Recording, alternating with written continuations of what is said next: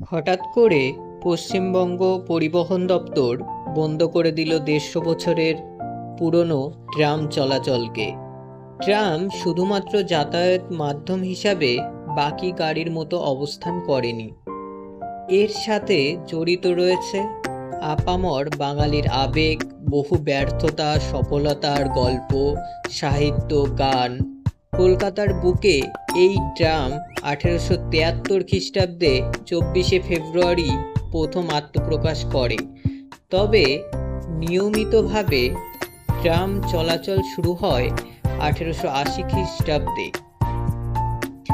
১৫০ বছরের এই ঐতিহ্যবাহী বাহনটি প্রথমে ঘোড়ার মাধ্যমে টানা হতো। এরপর ১৮৮২ সাল ঘোড়ার বদলে ১১ মাস বাষ্পচালিত ইঞ্জিন দিয়ে ট্রাম চালানো হয়।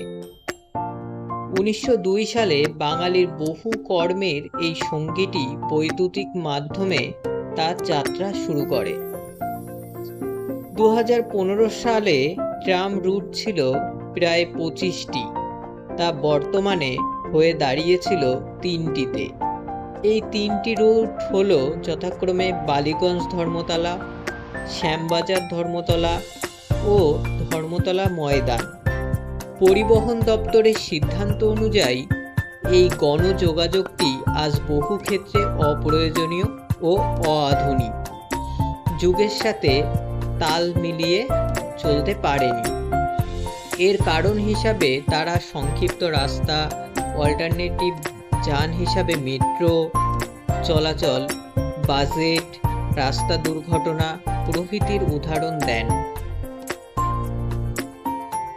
ধীর গতি সম্পন্ন পরিবেশ বান্ধব এই বাহনটি বাঙালির আবেগ ধরে রাখার জন্য এটি শুধুমাত্র ধর্মতলা থেকে ময়দান পর্যন্ত চালানোর সিদ্ধান্ত নেওয়া হয়, যা পশ্চিমবঙ্গের ভিক্টোরিয়া সহ বেশ কিছু পর্যটন স্থানের সাথে যুক্ত।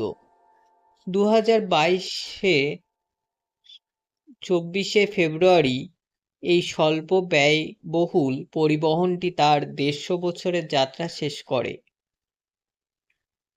আর সাধারণ পরিবহন মাধ্যম হিসাবে ট্রামকে আর কখনোই দেখা যাবে না এই তিলোত্তমা কলকাতা শহরে। ধন্যবাদ।